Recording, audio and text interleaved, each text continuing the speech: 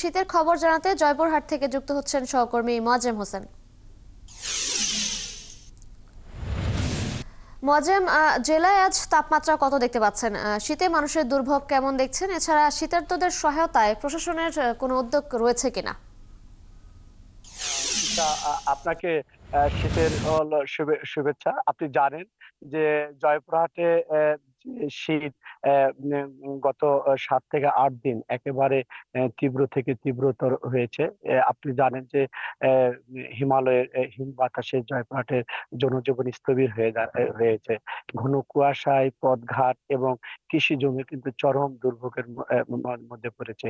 এখানকার ছিন্নমূল মানুষ এবং পশু পাখি অর্থাৎ গরু, ছাগল, হাঁস, মুরগি তারা কিন্তু শীতে চরম কষ্টে হচ্ছে। আপনাকে একটা জিনিস জানিয়ে রাখি, শীত আমাদের জয়পুরহাটে যেমনটি আনন্দ বয়ে নিয়ে আসে, তেমনটি কৃষকের জন্য কিন্তু কষ্ট বয়ে নিয়ে আসে। আপনি জানেন শীত সময় এখন ভাপা পিঠা এবং পায়েস, এখানকার যে খেজুর রস, টাটকা খেজুর রস এখানকার কিন্তু খুব সুস্বাদু।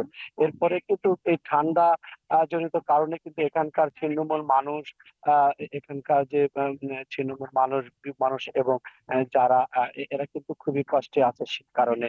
এখানকার শীতের এই জন্য কিন্তু এখানকার প্রতি বছর কিন্তু শীত বস্ত্র এই ছিন্নমূল মানুষ এবং ছিন্নমূল মানুষের জন্য বিতরণ করা হয়, কিন্তু এবারে কিন্তু সরকারি ভাবে কিংবা বেসরকারি ভাবে কোনো শীত বস্ত্র বিতরণ করা করা হয় নাই।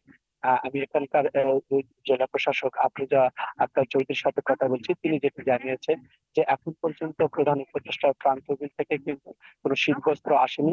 পাশাপাশি কিন্তু এখানকার বেসরকারি যে প্রতিষ্ঠানগুলো রয়েছে, এনজিও, বিভিন্ন প্রতিষ্ঠান রয়েছে, তারা কিন্তু প্রতি বছরই এখানে কিন্তু শীতবস্ত্র বিতরণ করে, কিন্তু এই বছরে কিন্তু এখন পর্যন্ত কোনো শীতবস্ত্র বিতরণ করার চোখে পড়ে নাই।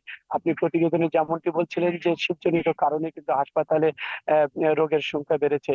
জয়পুরহাটেও আধুনিক হাসপাতালে কিন্তু শীতজনিত কারণে কিন্তু চিকিৎসার জনিত কারণে কিন্তু রোগীর চাপ বেড়েছে, বিশেষ করে শিশু এবং বৃদ্ধ মানুষের কিন্তু হাসপাতালে চাপ বেশি বেড়েছে।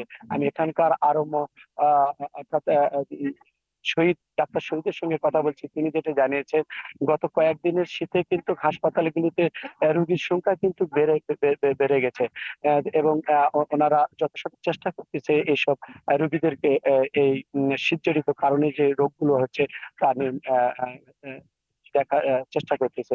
পাশাপাশি আপনাকে আরেকটি বিষয় বলে রাখি যে জয়পুরহাট জেলা একটি কৃষি প্রধান জেলা। আলু উৎপাদনের দিক থেকে এই জয়পুরহাট বাংলাদেশের মধ্যে দ্বিতীয় বৃহত্তম একটি জেলা। শীতে যেমন আলু, সরিষা এবং আখ চাষে যেমনটি ভালো হয়, কিন্তু ঘন কুয়াশার কারণে কিন্তু ফসলের কিন্তু অনেকটাই ক্ষতি হয়। যেমন এই ঘন কুয়াশার কারণে কিন্তু আপনার আলুর একটা হলুদ পাতা, হলুদ এবং কোকড়া হয়ে যে পচন ধরে। আর পাশাপাশি যে আপনি জানেন যে এখন হলো বুড়ো মৌসুমী সময়, যারা বীজতলা তৈরি করেছে তাদের কিন্তু বিপাকে পড়তে হচ্ছে। এখানকার কৃষকরা যেটা জানিয়েছে যে একেবারে ঘন কুয়াশার কারণে কিন্তু যে বীজতলাগুলো রয়েছে তারা কিন্তু হলুদ ফ্যাকাশা হয়ে গেছে।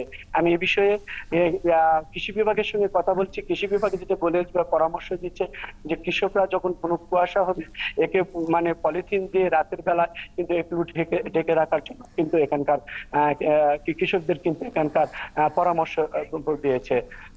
মোয়াজ্জেম, ধন্যবাদ আপনাকে।